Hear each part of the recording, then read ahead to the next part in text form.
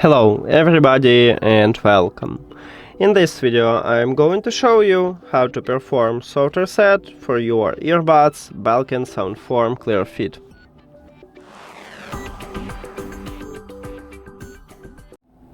You have to start by put both of your earbuds to the charging case and then close the case.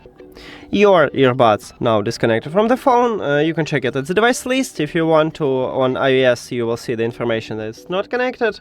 If you have Android, it will move from My Devices to Save Devices, meaning the same. After that, you just open the charging case and your earbuds will reconnect with your phone. So we need to check it, because sometimes it happened with the headphones. So yeah, we have connection. Sometimes it happened that you don't want to reconnect automatically. I don't know why. Then try to tap on them at the device list.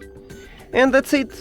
Thank you for watching this video. If you found it helpful, please consider subscribing to the channel and leave the like on the video. See you later.